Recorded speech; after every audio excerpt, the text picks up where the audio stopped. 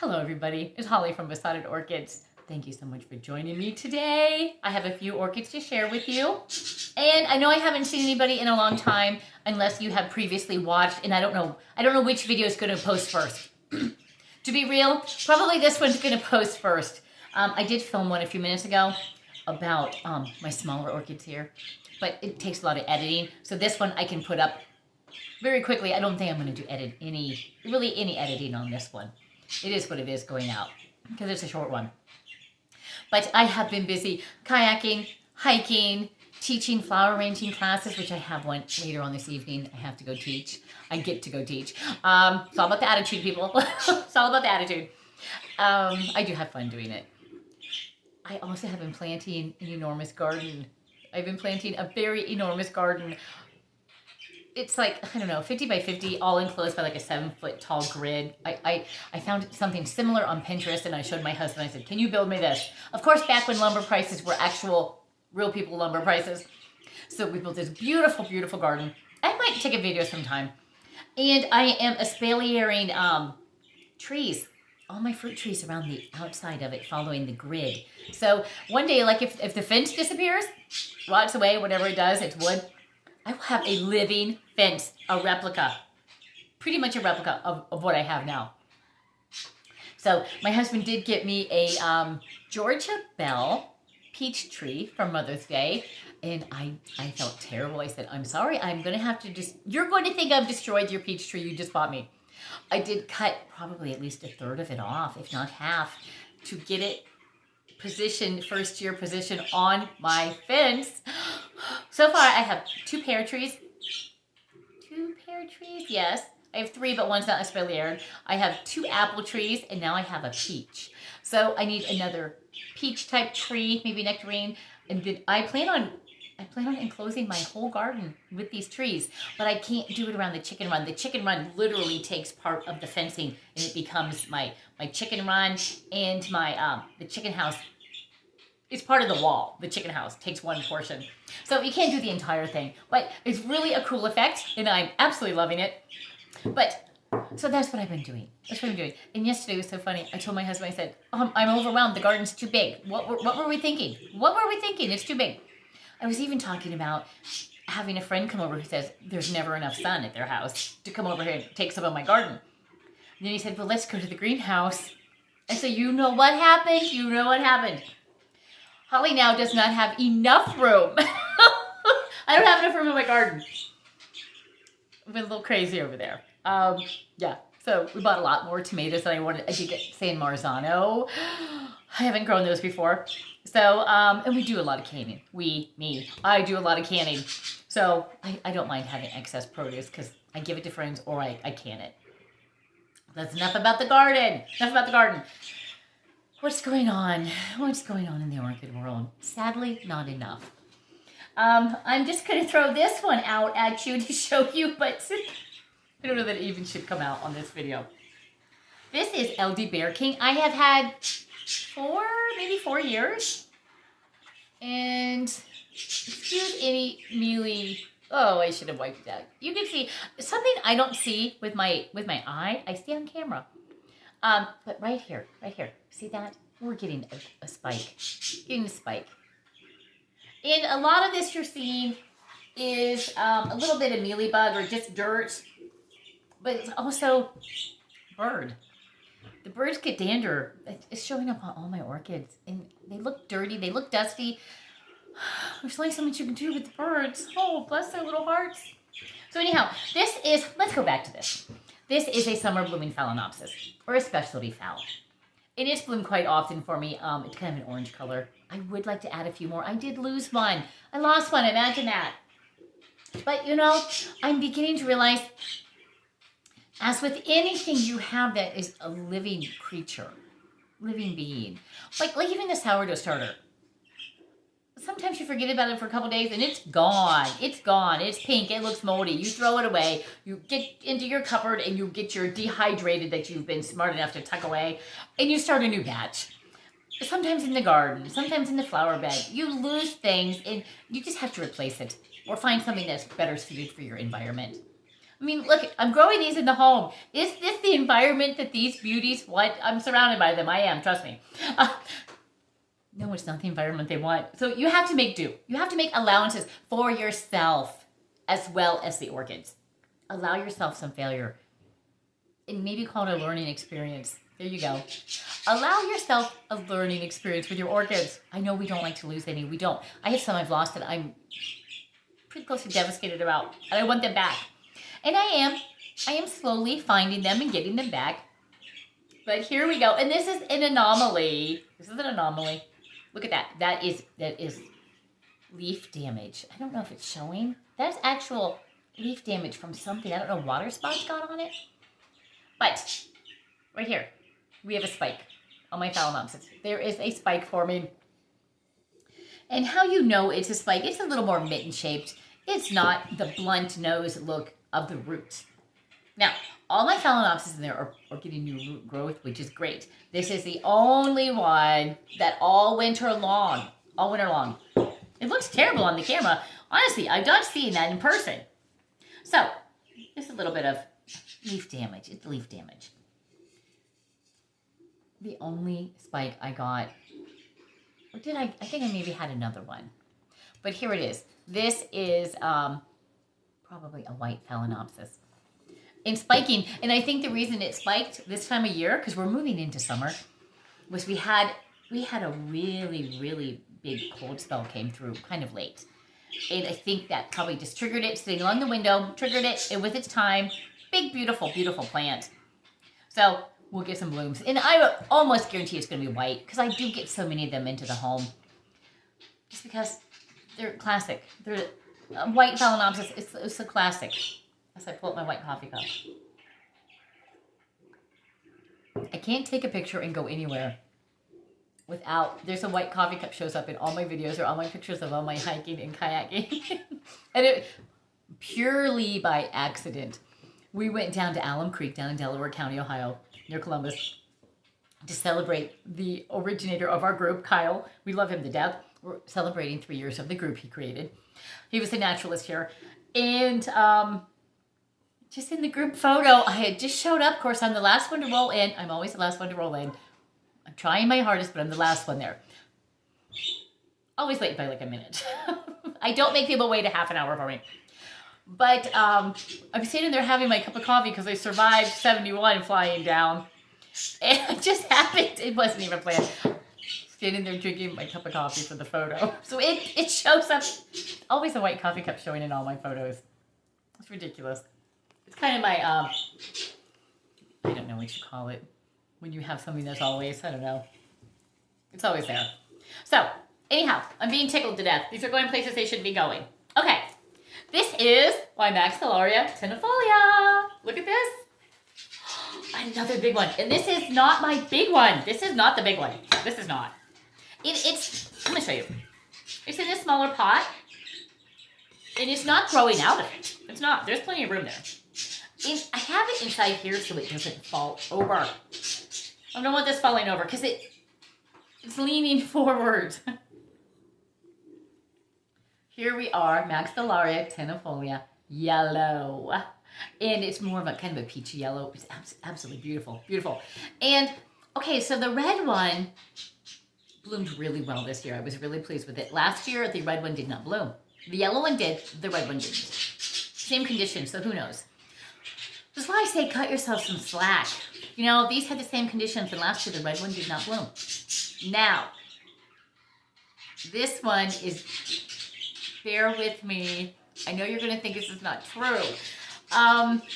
Sometimes the color, I've spoken about this before, can lead our brain to make connections that maybe aren't there, color-wise. But I promise you. This peachy version of the Maxillaria Tenuifolia. Peach. I don't know. It doesn't smell like the coconut to me. It smells more peachy, more fruity. So take that for what it's worth.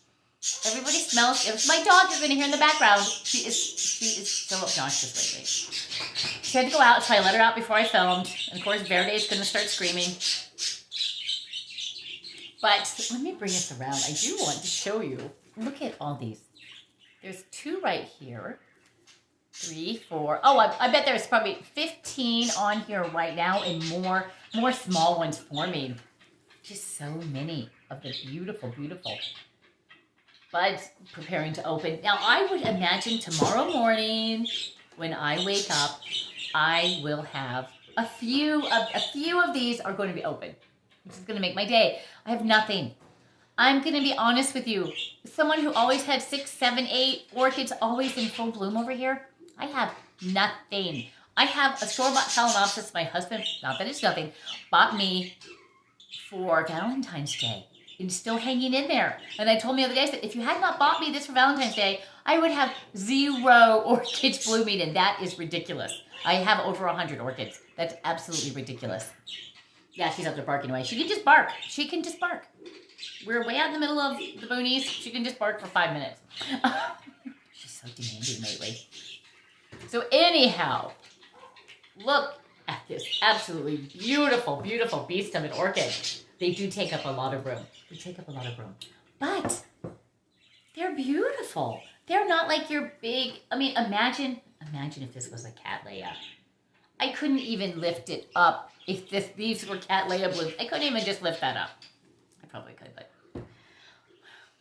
whatever, people. Whatever. This is much smaller.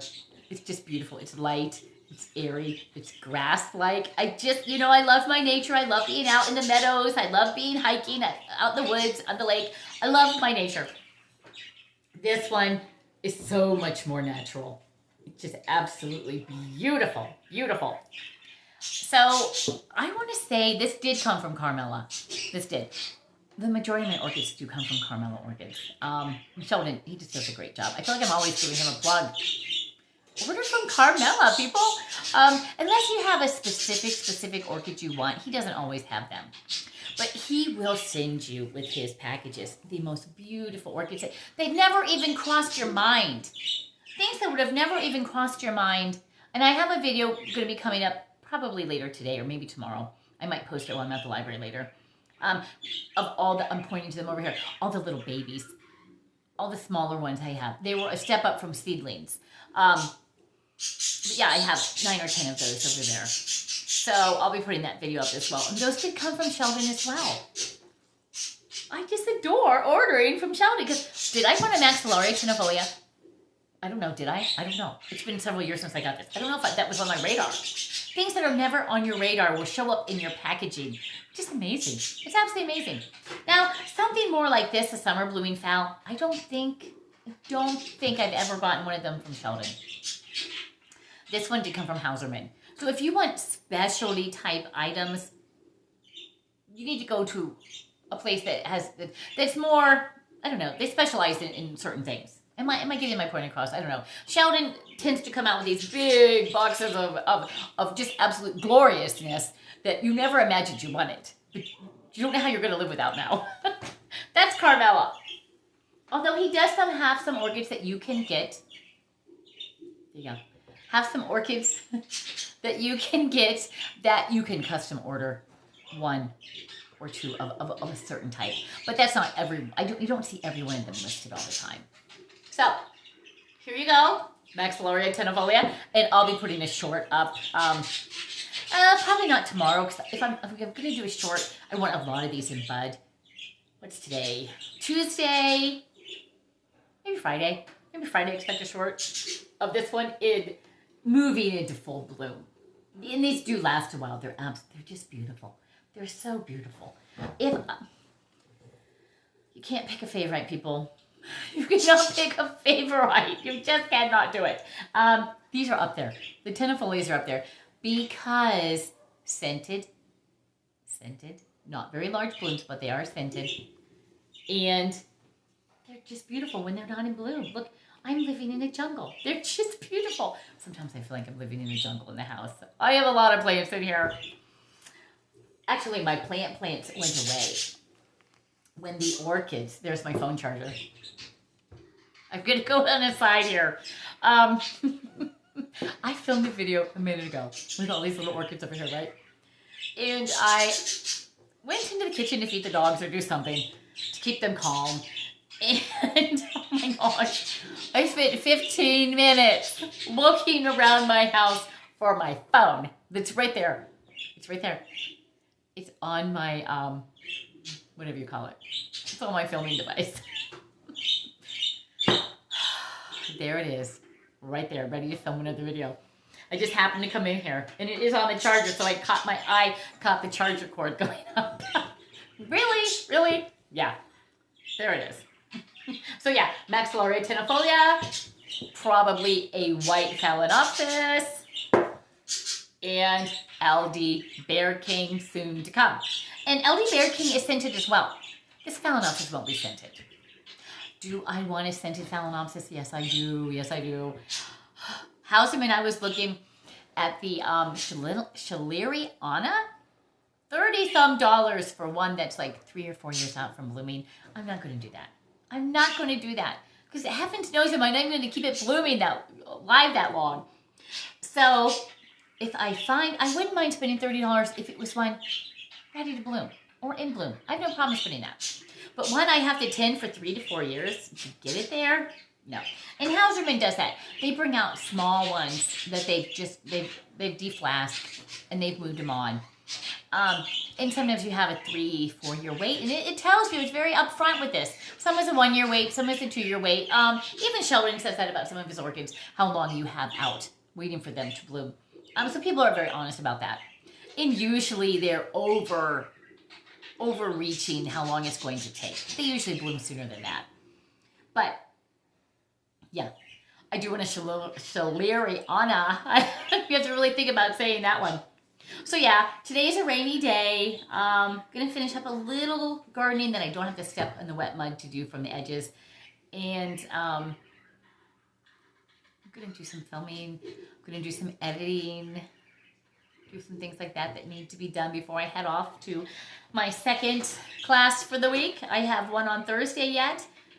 And then I have one the next week. And then a whole another week, the last straggler. The last one rolls in.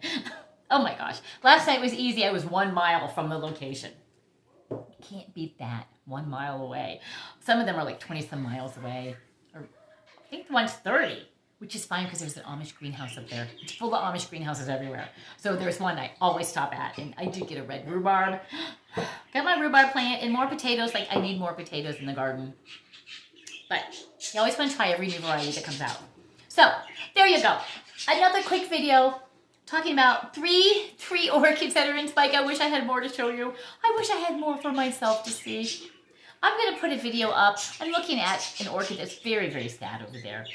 These are the things that needed water.